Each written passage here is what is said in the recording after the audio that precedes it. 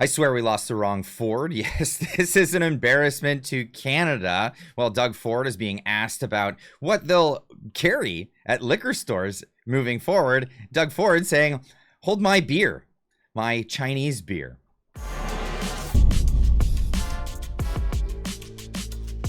Ladies and gents, welcome back. If you're new here, my name's Clyde. Subscribe to the channel. The link's down in the description, or it's down there. Go get it. Anyway, let's get into this. As I alluded to in the beginning of the episode here, we lost the wrong Ford. Doug Ford, of course, is the one we still have around. Rob Ford, the late great Rob Ford. He had his problems. He's a little bit on the cracky side, but at least he was trying to root out corruption, and that he did. Instead, his brother is the epitome of cronyism. This is exactly what we get. And it's funny because I saw this clip. This was circulating around because this was on the news. This is him talking about theft that's happening in the LCBOs in Ontario, the Liquor Control Board of Ontario stores. That's right, the government-run communist store of alcohol in Canada. We're gonna get more into that, but if you're not looking at the video, you'd think he's talking about himself and his cronies. Have a listen. Did you see these characters on the news last night that went into the LCBO up in Kitchener? They're brazen bunch of crooks. You know, I have all the confidence in the world in the Waterloo Police Services. The chief, he's a champion, the chief. We got to catch these guys and throw them in jail. They just do not care.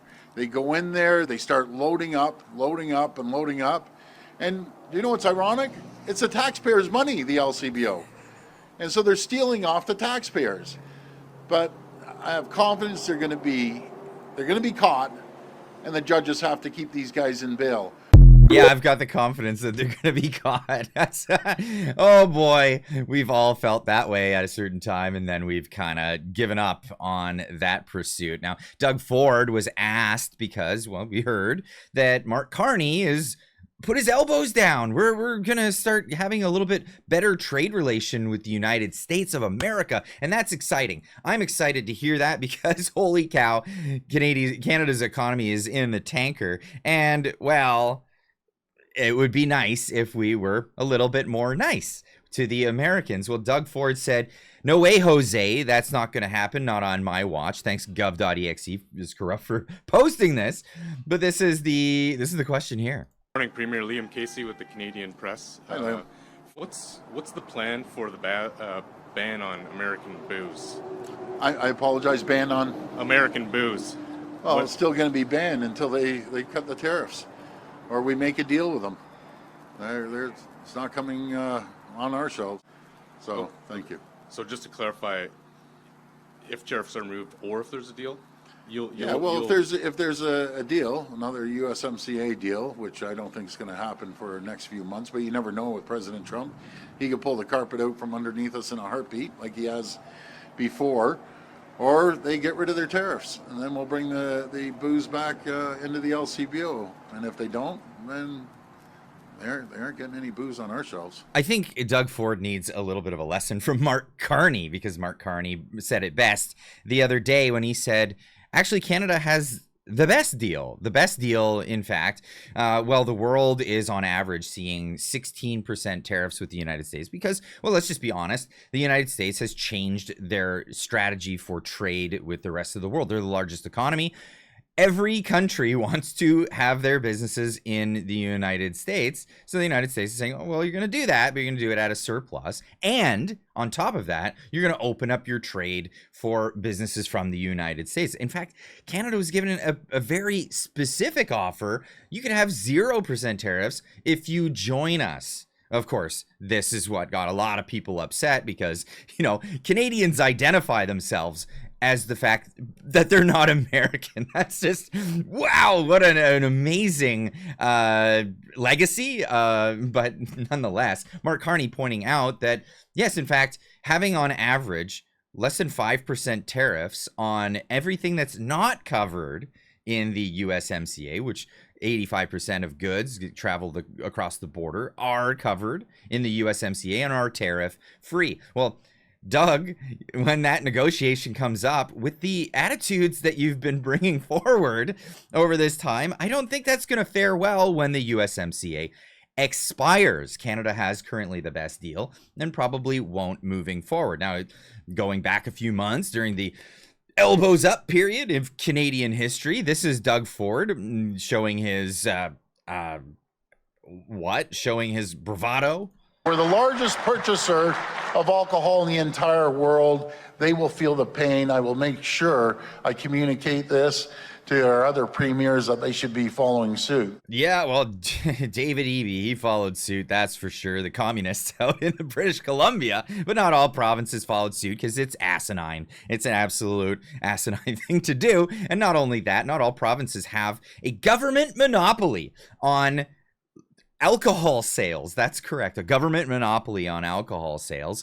Yeah, that's Ontario for you. The Liquor Control Board of Ontario runs the show, and he's braggadocious about this. We are the largest purchaser of alcohol, one of the largest in the world. But you're one of the largest in the world because not all countries have monopolies such as this, especially in an absurd thing like the alcohol market.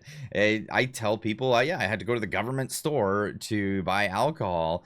All my American friends and friends across the world say, government sells alcohol in Canada? Yeah, that's correct. And while Doug was also making those threats, he was also threatening to shut off the power to people in New York State in the middle of winter, which is, incidentally, an act of war. Yeah, that's right. Doug Ford, a real smart character, but this is the scene in Ontario as they cleared the American-made alcohol from its shelves. In British Columbia, they went as far as to only clear red state alcohol, so alcohol that's produced in states that voted for Donald Trump in the previous election. Wow, that's the character of the Canadian persona to the rest of the world. This is how they're being viewed all over the place. Now, here's what the sign read on this. This is Old Canada series saying the LCBO has halted the sale of American alcohol. The LCBO is the world's single largest purchaser of alcohol at a loss of $1 billion to American companies for the good of Ontario, the good of Canada. The response to U.S. tariffs, oh no, on Canadian goods, like Canadians never had tariffs on American goods. That's amazing to me that that's not the thing. Yeah, or barriers to entry into the market. When was the last time you picked up your AT&T or Verizon mobile phone? When was the last time you got on a Northwest Airlines from, I don't know, Vancouver to Calgary, for example? Yeah, Canadian businesses are allowed to enter the United States market, but there are so many barriers to entry. Trump is just trying to level the playing field, but this is the petulance, the childlike petulance that you see in Canada. Now, is this hurting the U.S. economy? Well, I'm gonna just put this right here. Economy update, the U.S. stock market gained $13.5 trillion in the last 4 months. That's right. There was a big sharp dip. Like a lot of people were saying, look at Donald Trump's ruined the U.S. economy. And those reports ended really quickly. Even a listener to the channel right here says, this still leaves me scratching my head. Wow, that this even occurred. There's that sharp dip, right? And I said, why? He said, well, how is it up? Mining propping it up, like crypto mining. Feels like the economy is in the crapper. Well, that's what the news would like you to believe over here in Kanakistan. That's correct. But no, not the U.S. economy. Things are popping. Apart from Canada, the world is opening to the U.S. businesses thanks to Trump. This is a beautiful thing. We saw it like an economy with a million people, a rising economy in Vietnam, is now open to American businesses, which was originally closed. Indonesia, same story. I think 280 million people. Same thing is happening across the world with trade deals with big, large economies like India, like all of Europe, and all these things are happening. Not happening here in Canada. Instead, we're seeing this. Donald Best putting this out there. LCBO beer section, empty shelves. Bourbon and rum sections are also gutted. Have you ever seen this? I've never seen this before in my life. Yeah, that's right. That's the beer section. Nothing is refrigerated. Welcome to government run anything. It is just absolutely terrible the way things go.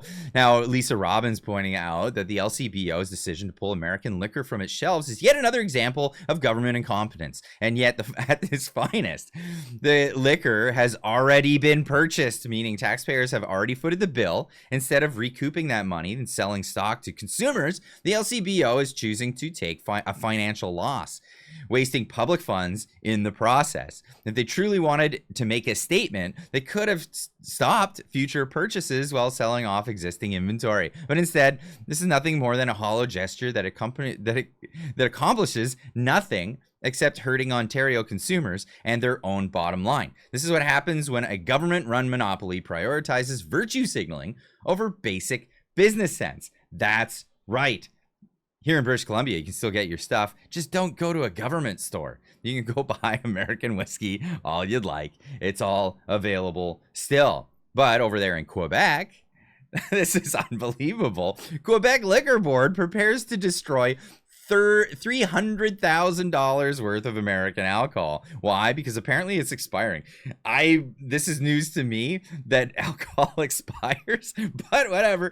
If it's got a best before date, they're gonna take the loss and they're gonna just dump this stuff cutting off their nose to spite their face.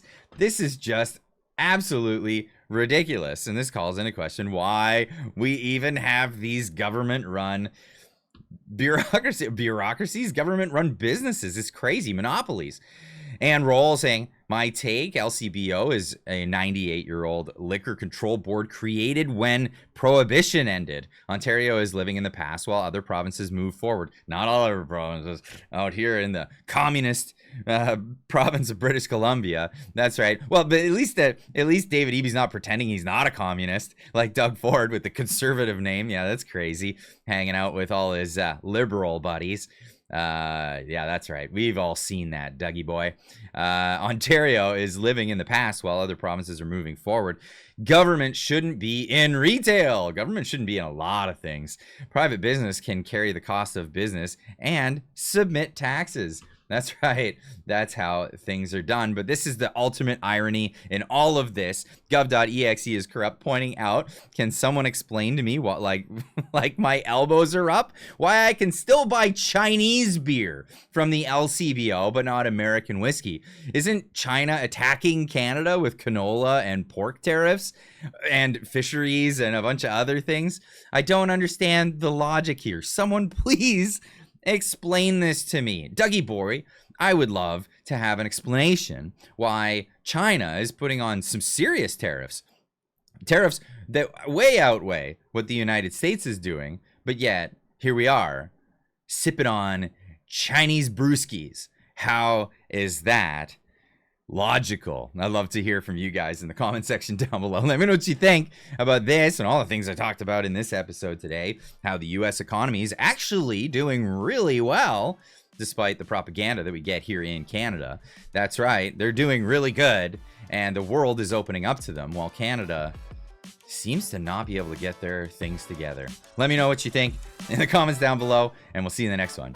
Keep on trucking.